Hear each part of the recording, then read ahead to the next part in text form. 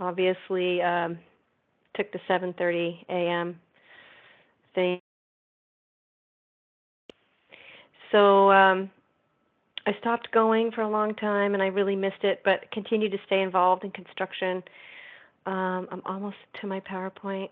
It was buried. Okay. Um, anyway, I love construction work. It's really challenging, which I love. And yeah, so hopefully my PowerPoint will come up here shortly. I think it's loading. Brian Ducey, I sent you a handout that everybody can have.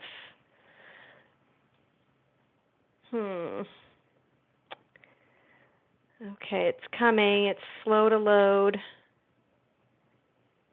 Bear with me. Okay, I see it, Deb. Okay. Whew. So, yeah, anyway, 22 years in business.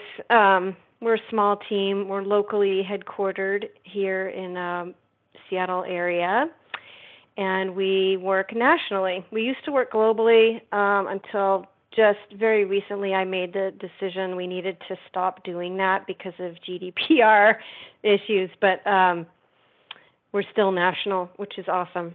And I guess we'll just get going. If anybody, do you need anything more about my background, or are we okay to just We know who move you on? are. No, most people here don't, but you do. Okay. So we're here to talk about the title. So the objectives are basically figuring out, or hopefully helping you understand, how materials movement and work layout will impact construction activities, ergonomics, which is you can think of in terms of soft tissue injuries, and lean methodology. So how is it all related? How are all these things kind of integrated? Materials movement and work layout are basically at the heart of construction activities, right? So you're going to learn how this can all be thought of together, how they're integrated. Hopefully you'll learn how some lean principles, in fact, many, relate to both construction and injury prevention. And at the very end, you're going to kind of see how there are multiple payouts and multiple benefits that come from this integration. So I'm going to throw out some challenges to you guys and give you kind of some marching orders, if you will, to just kind of go out there and try doing this. So hopefully this will be entertaining and educational. So first we got to kind of pull back a little bit and figure out, well, what is lean? Because probably some of you don't know about lean. So lean is sort of like a Toyota process that evolved into other manufacturing, and now it's evolved into construction in a formal manner through the Lean Construction Institute. And if you're not familiar with that group, I would strongly encourage you to look at those workshops. It's phenomenal what they're doing. And I've had the privilege of being a presenter at the Lean Construction Institute several years ago. So lean is, if you think about it, we're going to read this really slowly, and you can go along with me. It's a systematic approach to identify and eliminate waste through continuous improvement by flowing the product or production around the pole of the customer in pursuit of perfection. So a pole of the customer is really, it's thinking of that as what is the customer demanding? What are they paying for? What do they need? And you, the company, are delivering that when it's needed, rather than pushing. So we'll talk a little bit more about push versus pull a little bit later. The end goal of these lean methodologies that we're going to talk about is to provide the highest quality and the lowest cost and in the shortest amount of time possible by continually eliminating waste. I mean, ultimately, that's what every customer wants, no matter what they're buying. That's what they want. They want the highest quality at the lowest cost in the shortest amount of time. So, most construction projects, traditionally, it's a push basis. It's a push methodology. What I mean is, like a general will schedule subs, right, or crews, and materials delivery, and all these things through guesswork and a game of anticipation. Well, when do we think we're going to need these things? And this traditional method is looking at this guesstimating for the whole project, but in terms of its pieces.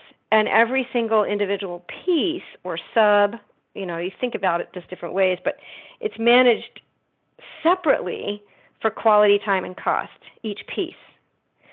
But in Lean, it's more systems-based. It's about how all these pieces of work, all these subs, how it all fits together. And it looks more at the total production quality and the total time and the total cost. And so when one piece is finished in a Lean method, the next one begins, and there are no bottlenecks. Like, imagine that on your project site. No bottlenecks would be amazing. So let's talk about waste, since you see in the definition that eliminating waste is key, absolutely key. So waste is anything other than the minimum amount. That's, maybe you want to underline that or write that down. It's anything other than the minimum amount of equipment, materials, parts, space, physical space, and workers' time or labor hours, right, that are absolutely necessary to add value to the product. So the goal is to eliminate waste in order to increase customer value. So you want to use the minimum amount of equipment, materials, parts, space, and workers' time that's required, that adds value to the ultimate delivery. Now, your product is different than, your product is a structure. An office environment's product might be a proposal. A manufacturer's product might be a dental instrument. The product changes from industry to industry, but the concepts are the same. And we're going to dive into waste a little bit and look at these Lean terms called value added, non-value added, and waste. So if you look at this arrow down here at the blue arrow, we have value added, non-value added, and waste. So these are things that occur, tasks that occur, things that people are doing along the way to the other side of the arrow would be like the final product that you're delivering to the customer. Okay, so there are value-added activities that add features that the customer wants. It adds function that the customer wants. These are things that are absolutely necessary but relate directly to what the customer wants to pay for. So it could be welding, right? You want parts welded, whatever. Assembly, painting, machining, all kinds of things, but ultimately it's the features and the function. So all the tasks and activities related to that is what the customer is happy to pay for, right? That's value added. And then we have non-value added, and I've read in some articles that up to 95% of this whole blue arrow process, like the whole production process, up to 95% of tasks are non-value added, which is really interesting to me. Now, non-value added tasks are things that the customer doesn't really want to pay for, but it's absolutely necessary under the current process. So things like paying a skilled carpenter to unclamp and clamp. Like, that's a weird example, but like clamping and unclamping is not a skilled task but it might be necessary in order to create the feature or function that the customer wants to pay for, right?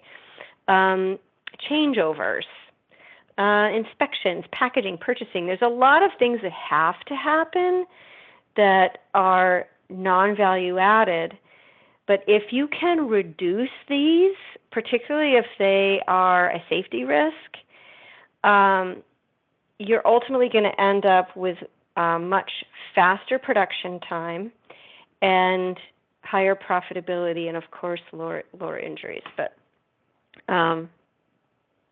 yeah, so this is a huge opportunity for you guys. Huge opportunity. What are things that the people are doing that present a potential injury risk or safety risk, and it's poor use of skilled labor?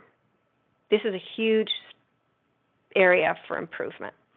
And then we have waste, which I'm going to walk you through the specific waste in a minute, but these are things that the customer definitely does not want to pay for, and it's not even necessary to create what the customer is buying.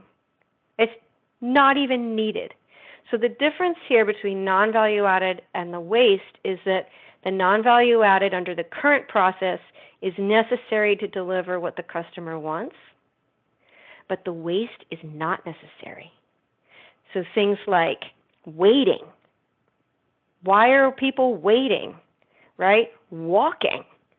Nobody wants to pay for walking. Why are people walking back and forth? Poor use of talent. Things that are too hard to do. That's what overburden is referring to. Either cognitively too hard, overburden, or physically overburdensome, right? Things that are really heavy, for example. All right. So we're going to dive into the waste. And I want to say up front that ergonomics can impact all of these directly except overproduction. So I came up with this acronym, worm pits. Typically there's 7 wastes. I've added the 8th, which is safety, because if you know about the house of lean, you understand that safety is at the center of the house, just like people. People are at the center of the house of a whole. They're at the center of the entire lean methodology and lean process. So I've added that. So worm pits. So we have waiting. This is where you have bottlenecks and you have work imbalances, and people are like literally waiting around. So if you think about like the subcontractor scheduling, this is often where you see problems, but you can see it even on a smaller scale, like waiting for materials to be delivered to the point of use, as an example. Not just waiting from sub to sub. Okay, overproduction is a push versus pull. I'll describe that a little bit later. Rework is correcting defects. Having a system where quality is not built into the whole process from start to finish. So you're like building, and there's been no quality checks along the way. And so now by the end of that particular subcontractor step, for example, maybe you discover a defect. Sound transit comes to mind at the moment, but having to correct defects is horrible. It's a complete waste of of time, complete waste of labor hour time, which costs a lot of money. It re-exposes every single worker to any injury risks that might have been there, any injury exposures. So it's absolutely horrible rework. It's a really big deal. Motion, if there's any unnecessary human motion, like searching for things, bending and reaching, arranging, choosing, all kinds of stuff, is it necessary, or is there quite a bit that's unnecessary? I would argue there's a lot of motion going on at a construction site that is completely unnecessary. So that's a huge opportunity for you to make improvements. Processing, over or under processing. This means things like Over-processing would be, it's too complicated. There's too many steps. Yeah, and when that happens, you can have errors, right? And that causes rework. And if you have under-processing, if there aren't enough steps, it can also lead to errors or quality issues, which requires rework. So those are kind of related. Inventory has to do with having too much stuff or too little stuff. So it's all about what the customer is needing for what they want to pay for, right? So if there's too much stuff, I'll show you an example of how that causes ergonomic issues. If there's too little, it's going to relate to waiting time. So if there's too little inventory on hand, you're going to have to wait, so it creates a bottleneck. So you can see some of these are kind of, we could have double arrows because things are related. Next, let's look at the T in worm pits, which is transportation. This is another massive opportunity on a construction site to have an impact positively on the entire structure build. So unnecessary material movement. If you ever see walking and carrying, pushing, that sort of stuff, just ask why. Why? Is this absolutely necessary, or is there a better way? So how can you reduce transportation? The customer does not want to pay for this. They do not want to pay for this. Yeah. And then safety. Unreasonable mental or physical burden. So overexertion, awkward postures, physical fatigue, and it could go on, but that's what I'm focused on as the owner-operator of an ergonomics consulting firm. So that's what I'm going to think about. So I'm going to ask you guys to participate in something here. I'm going to ask you what waste you can identify in a scenario I'm just going to verbally describe to you. This was so get your thinking hats on.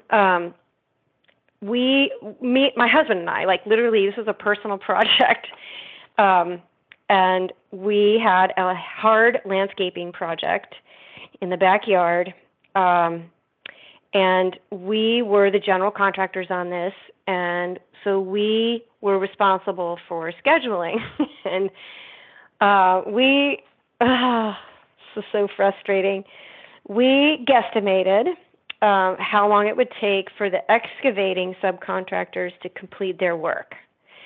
And because of that estimate on time, we scheduled sand delivery. The problem was this is a push method. We ended up scheduling the sand came. Sorry about that. The sand came before the excavator was actually finished. So that was a push production, and this caused a whole host of problems. So push can be really bad. This resulted in us needing to have the delivery of the sand dumped at the front of the house, which was really, really pretty far from where we needed it at the point of use in the backyard. So the original intention was it was going to be delivered all the way to the backyard, right to the point of use where the laborers could it'd be the shortest transportation, it'd be right there. But having the sand this far away caused the laborers to have to manually shovel the sand from the pile into wheelbarrows and then wheel it back to the point of use, etc. So what waste would you guys see in the worm pits? Yeah, Debbie Pierre said transporting the sand from the front to the back, so that's transport, yes, because of the push, yes. What else did we cause? So we were the customers. So we didn't want to pay for that transportation. Processing, yeah, too many steps, over processing. Good. What else?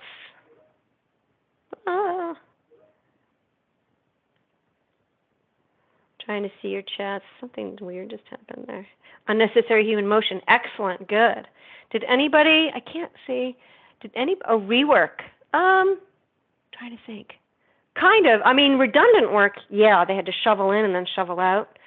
How about overburden? How about the safety piece? Because now they're having to do all that manual work. Okay, good job, you guys. Very good. So that's just a personal example. Very, very embarrassing, but that's how it happened. All right, so your job, here's your assignment. Your job is going to be to hunt for and destroy waste and injury risk that you see and do it simultaneously, meaning you're going to look, and I'm going to help you, I hope, you're going to hunt for and destroy those things that simultaneously reduce waste and reduce injury risk. These are going to be your double wins. And I think you should publicize them, have public celebrations and draw attention to it and really change your culture over time. So this is going to be my hope for you as you go forward. So the biggest challenge, this is really just the one I'm going to give you. There are others, but this is the one for today, is a one-touch challenge. And that means as you're standing there on site and you're watching how things are done, can get as many items to be touched only once as possible, rather than repeated touching, like lift, push, pull, carry, move it here, move it there. How can you get it one time moved? So things to think about are making sure and trying to figure out how you can have the right materials and tools at the right place in the right zone, meaning the work zone, like where your hands are, at the right time. So how can you have the right materials and tools at the right place in the right zone at the right time? That's the challenge I'm throwing down. So I'm going to hopefully give you some ways to think about this. So we're going to go through the worm pits, right? We're skipping over production, which is the push. We're going to go straight to, well, I probably should have started with weighting. Sorry about that. But we're going to start with rework. So this dumpster example, let's look at the risk side. So on the risk side, you are doubling the duration and frequency of injury risk exposures, particularly musculoskeletal. Now, why? Why do I say that? Because you've got material, someone brought the material here, the dumpster was full, so they put it on the ground. It's the worst place that you want people to be picking things up from or lowering it down to. So now they're going to have to pick it up again. They already picked it up to bring it over there. Now they're going to have to pick it up again and put it in a new dumpster, right? So you're doubling the injury exposure. What does that cause? Well, it certainly causes fatigue, completely unnecessary fatigue. It's a complete 100% waste as well to have that kind of fatigue. In an environment like that maybe is not a construction site, rework is going to cause overtime. It might cause that on a construction site. It's in a different type of facility. It might cause another shift to do something they weren't supposed to do. So lots of issues there. It's going to lead to more defects, and that's a risk. It's also, it's a risk because of the rework. It's kind of tied together, and then, of course, less profit. And all 7 wastes are exemplified in this example. So the weighting, the W in worm pits, is a delay in hauling. There's going to be a delay because you've got this stuff piling up on the ground, but the vendor can't take it away in that state. It has to be in the container. For the overproduction, this is a push scenario instead of pull. They're pushing the waste materials to this area, but there's no dumpster. Risk we've covered. The motion I've sort of covered, right? It's the handling the debris again. The overprocessing, touching it again, making it too complex. Inventory, we have insufficient supplier inventory of dumpsters. So why isn't there a second dumpster here? That ties into the weighting. And then you have transportation, which is just the question of, well, how did the stuff get here anyway? I don't know the answer, but you want to ask how and why. Like, was it Where was it picked up from? How far away was it? How did it move from that point to this point, right? Transportation should be looked at here. And then obviously the safety issues. So that's a really nice example that shows all kinds of waste that could be removed and simultaneously correct and hopefully completely eliminate the injury risk, almost completely eradicate the injury risk. Let's look at motion. Motion. Let's look at the risk side. So it's common on construction sites to see awkward postures, bending, reaching, twisting, and kneeling, right? And people think, well, it's just the way, it just has to be that way. And I would push back. I would encourage you to push back. Does it have to be that way? Or is it just the way it's done with the current process? So that's the lean thinking, is to question and ask why like 11 times. Like why?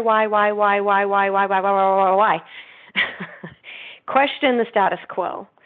Ask people if they've thought of a more efficient way, a way that would be easier on their bodies, so it's not as fatiguing. So there's lots of risk with excessive motion. And of course, the waste side is inefficiencies. There's a time penalty to bending down. There's a time penalty to reaching overhead. There's a time penalty to kneeling down and standing back up again. So I'm going to go over that in a second because I think it's kind of fun. And it's clearly non-value added for the current process where you're having skilled labor. I mean, do you really want to pay the skilled labor to bend over? No, not really. So let's take a look at the money. How could you convert wasted motion into a cost, like so that the bean counters will listen to you? So it's about 1.2 seconds round trip, for example, for a forward bend or an overhead reach. And if we imagined every employee does 200 of these, maybe it's 100 overhead reaches and 100 forward bends a day, it adds up to a certain amount of time and at a particular hourly wage. In this case, I used a low $20 per hour, 10 employees, whatever. In this example, the business is giving away $3,335 a year in wasted labor time. So this is a cool example. You can plug in numbers, but it's a good example that you can follow along. So what are some solutions? How can you fix this? Let's go back. Well, this one's probably harder for you to really figure out, but let's look at these two pictures. What are some solutions? And by the way, as I'm talking, I can't read all your chats, but so for the one on the center bottom, obviously using sawhorses, and what cracks me up is there's a sawhorse right here to the left. Like why are people using practically the floor as a workbench? This is not just wasteful, it's an injury risk. Climbing ladders is a whole thing. Like that's a whole nother initiative, like ladders last. But how do we feel about ladders, right? Not very good. But I would ask you to question, are ladders really necessary, or is there a better way? Is there a different way of producing? I think I'll be sharing some other ideas soon on that. Let me skip ahead.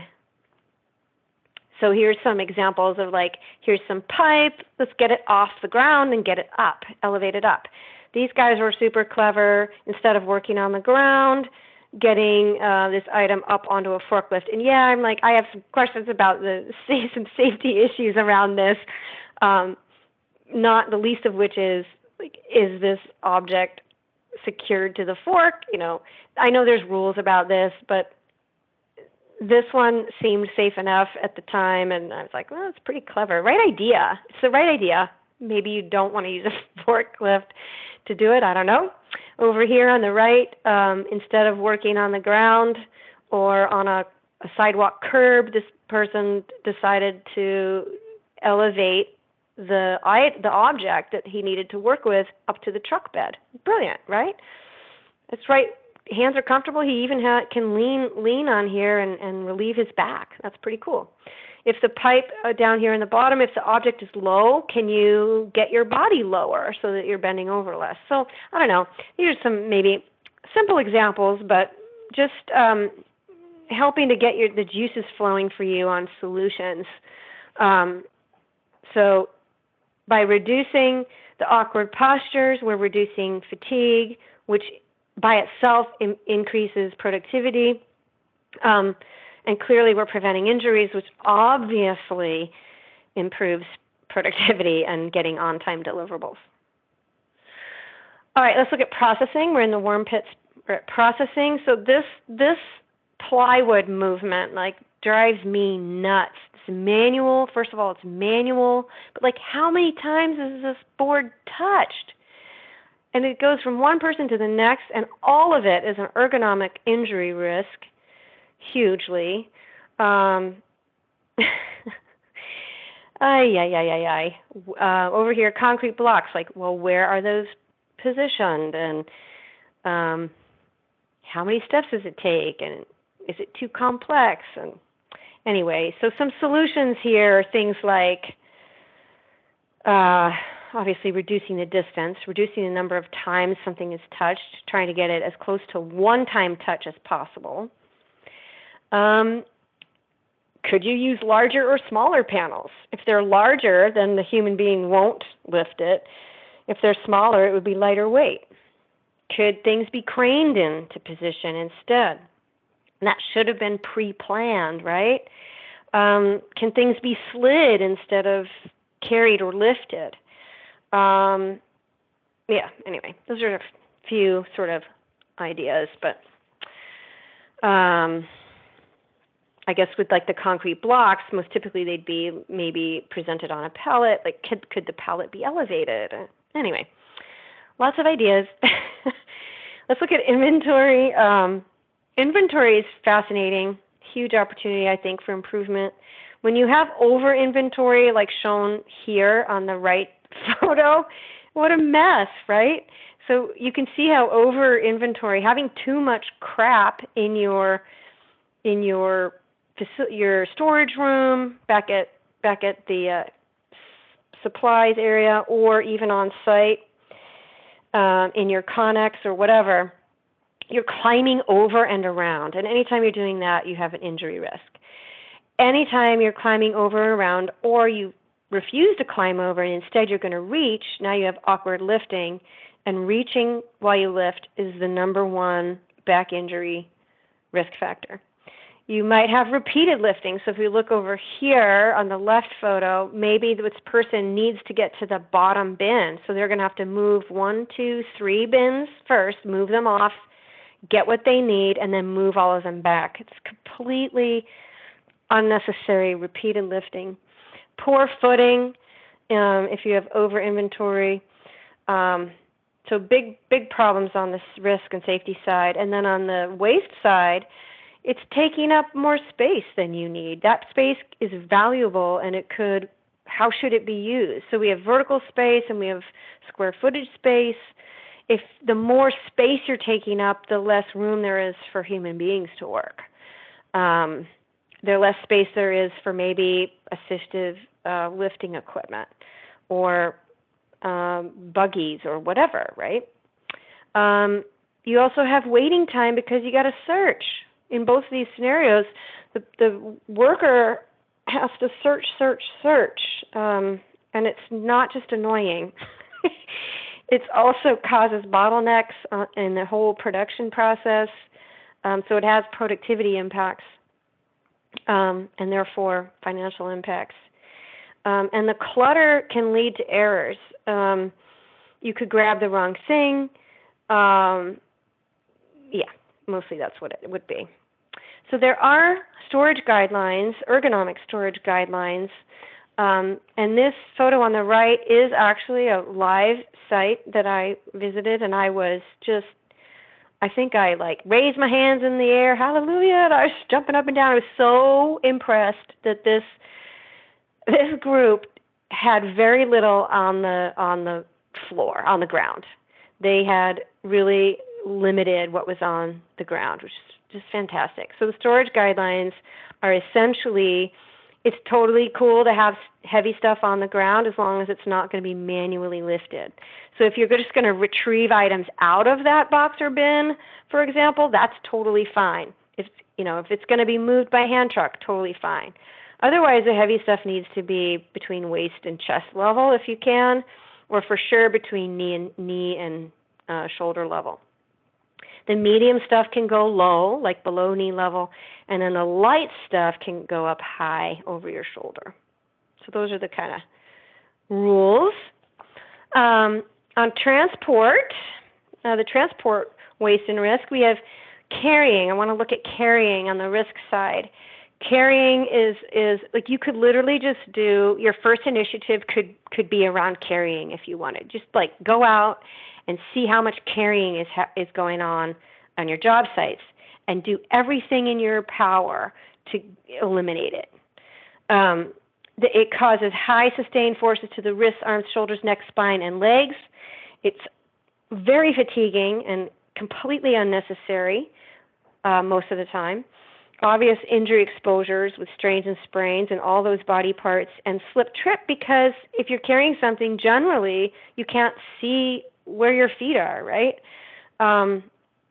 And potential breakage from dropping items because you're so physically fatigued. You might drop something, or your grip might give out. On the waste side, we have unnecessary excessive movement of materials. Again, using skilled labor to move materials is, it's unwise. It's very expensive. Using skilled labor. So you want to use unskilled people to do that, but it's non-value added under the current process. So you want to figure out how close can you get the materials, right? How close can you get materials so there's no carrying? It always causes delays. So anytime people are walking and carrying, there's bottlenecks. There's usually people waiting. Steps are waiting. Tasks are waiting while the walking and carrying is going on. So it can cause work imbalances where there's like work and then not work, work and then not work. And of course, possible breakage. All right, here's an example I worked on. This is one thing I worked on. This was not a construction site, but you'll get the idea. So this is a fun exercise when you're going out there and looking at carrying. It's called a spaghetti diagram. I call it a spaghetti diagram. You're watching like either the human or the thing and how it's moved. It goes from, in this situation, it went from 1 to 2, this was a box, to 3, to 4, to 5, to 6, to 7. So every single box was touched 7 times. Not only that,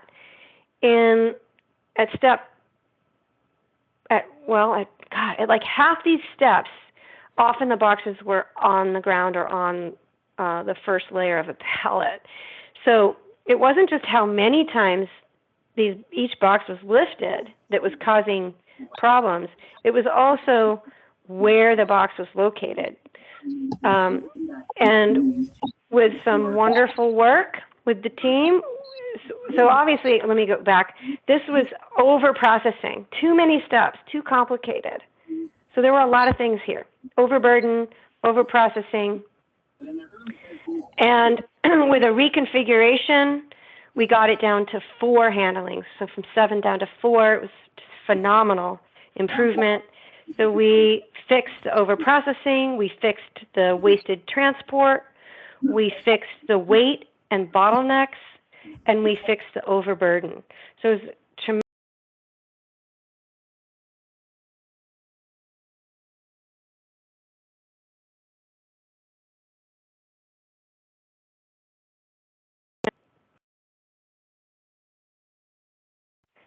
Hi, I guess I muted myself for a moment there, sorry. But I think you can have these kinds of successes on site too. If you look at carrying and walking, how can you improve process? Look at this, overly complicated. So you want to look like this sort of thing could get you improvements in or reductions in overprocessing, transportation, waiting and bottlenecks, and overburden. So when you can take yourself through this, you really are going to be a hero. This is a huge opportunity for you. Okay, and then we get to safety, the last piece in the warm pits.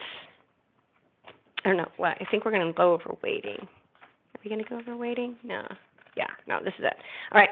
So overexertion, which is what I care a lot about, sustained repeated forces to the arms, shoulders, neck, spine, and legs obviously causes fatigue, obviously causes injuries. So when things are physically hard, it's not just these risks. It's also, on the waste side, it's a waste of time. It's literally slower to do things that are really physically hard. And that's not what the customer wants to pay for. They don't want to pay for your skilled workers to be doing things that are just overly burdensome, right? So what are some solutions here?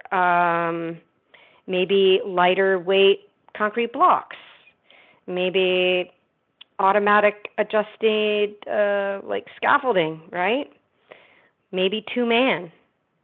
There was a study done in Eastern Washington that showed that building a wall, a bricklayer building a wall, I forget how big it was, 6 courses I think it was, but 46-pound CMU blocks, like took 27 minutes, but a team build took 16 minutes. So yeah, altogether labor time, 5 more minutes, but it's probably worth it because of the over the course of a whole day or day over day, the body's fatigue if you're building a wall by yourself is going to be greater than if you're team building, for example. So anyway, we could talk more about that if we have time. On the waste side, obviously excessive, I already talked about that. This cart, what the heck is happening here? Well,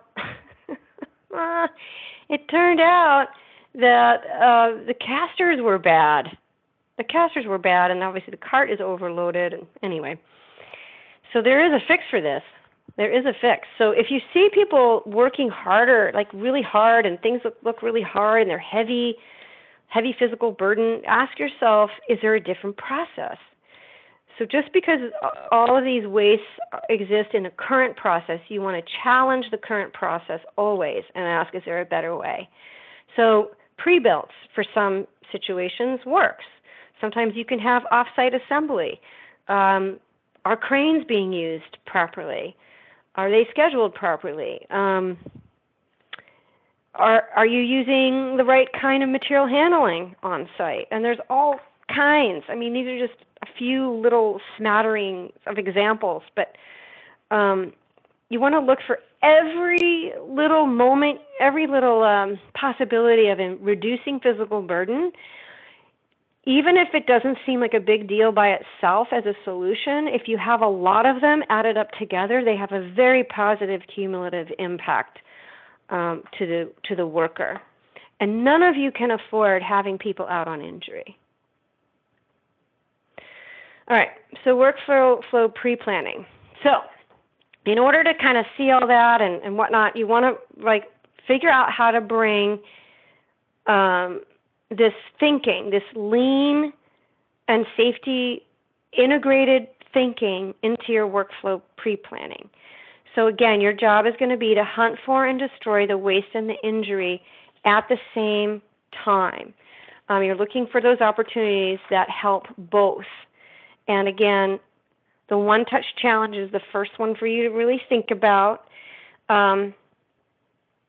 Carrying violates that automatically. That's why I was focusing so much on carrying. So you want to have the right materials and tools at the right place and the right zone, meaning, well, I'll explain that in a second, at the right time. So for ergonomic interventions, everybody here, I'm sure, understands the hierarchy of controls. So prevention through design is going to get you, I mean, ideally, 100% elimination of the risk, right?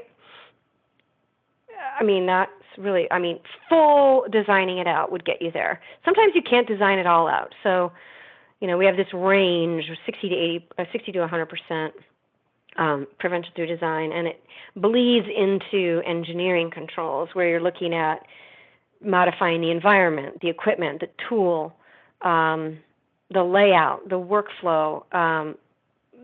Those are sort of engineering controls, and process controls kind of come into here too. And so you're going to get, like, if you reduce the level of exposure, which is the effort, that's kind of engineering. 40 to 60% effectiveness there by making those modifications to make the work less physically difficult. So that's what level of exposure means. It's how hard something is. So what modifications can be made? And then administrative controls are things like the time of the exposure. So you're not changing the risk at all. You're just reducing the time that each person is exposed to it. So how can you do that? It's better to break things up over the course of a day if it's really physically difficult, rather than do a whole bunch of it at once. And that has to do with physiological recovery time. So if something's really physically hard, you want to do that for a short period of time so that you have a short recovery time. That's an example. Another example of administrative controls doesn't really reduce the time, but it involves training. Like, you have to train. I think that our warm-up programs, for example, are in this administrative kind of level where we're kind of modifying the machine of the human body, making modifications to that. And then the very bottom of the pile, it's relying on human behavior, because humans are the worst. Like, relying on us to make good decisions it's just not okay to put people in a risky situation and say, be safe. It's just not cool. You can't do it. So, like, teaching people technique is super important. Maybe you establish a mentoring program where you have a senior person training every new person on best practices. Like, you have to have training, but by itself, it's not nearly enough. So you really want to look for all levels, every creative idea you can consider, and you want to ask people for their ideas, of course. So just understand the return on investment, the impact that you're going to get based on where you are in your control on the hierarchy of controls. All right, so for workflow pre-planning, you want to think about things like clear access. And I don't just mean walking access. I mean access for cranes, machinery, sawhorses, lift assist devices. So the stuff that people need in order to have less physical burden. So clear access is more than just human access. Touch once, we've gone over. Eliminate lifting if at all possible. So where are those points in the current process where lifting can be completely eliminated? Where could it be reduced? And how would you reduce it? Eliminate carrying and transportation whenever possible. Why, where, how? If you can't, the places where you can't eliminate it, how can you reduce it? How can you reduce the burden? Maybe there's a specific type of wheeled equipment that should be used. Kitting, this is the first time you've heard of kitting. Kitting is like gathering all the supplies you need for the work of the day. And that's it. You do it once, and you're done. You don't go back and forth and back and forth and back and forth getting supplies. You get everything you need, and you go to the point of use, and you knock it out. So kitting is brilliant. Some structure building is such that you could have multiple kits delivered exactly to the point of use. So like it's a repetitive process. So you could have a kit for sheetrocking. You could have a kit for rebar. And so you have these small piles that have been delivered where the material is delivered right to the point of use, but there's multiple points of use, right? So you have kits at each of those points of use. Setting up the work, so that the worker's hands are between knee and shoulder. That's a big one. And I should have probably added here so that the hands are no further than 2 feet from the back. So 24 inches from the low back vertebrae. That's the absolute farthest you want to try to set up the work for, if that makes sense. So how do you do that? I don't know. You all have different types of work. You got to get. This is the problem solving. This is the fun part. Figuring out how to meet these objectives. So these are the things to ask yourself. And the value. This is the multiple payout. We're coming up to the end here. The value of ergonomic material and tool layout is massive. If you can, it will make the work easier for people. Therefore, there will be less waste. I didn't really tie those two concepts together earlier. So here, let me pause for a second. Heavy work that's fatiguing is people take shortcuts and they will make mistakes, and then you have rework, right? So it's related. This physically burdensome work causes fatigue and mistakes. So you have decreased waste, faster work, decreased fatigue, and injury risk. That will lead to increased productivity and a lower cost for labor, lower cost for correcting errors, lower cost for inventory, and obviously lower cost for workers' comp injuries. Ultimately leading to a faster delivery to the customer, increased customer satisfaction, and overall increased profits. So you get multiple payouts by taking this approach. And you can, enough said there. And if you can do this, even if they seem small, you start small and just kind of add on and publicize and celebrate the wins that you get. Give credit to the workers who help you out on implementation and even the discovery of the issues. You're going to be the superhero if you could do this, both in both directions, like out to the workforce, the direct frontline workforce, but also up to management. You will be praised and thought of very well and very respected and seen as a problem solver. And I'm super excited for you to be able to do that. So that's what I have today. I will be quiet and we can have some discussion. We have a little bit of time left. Questions for Deborah? Folks, remember to unmute your mic.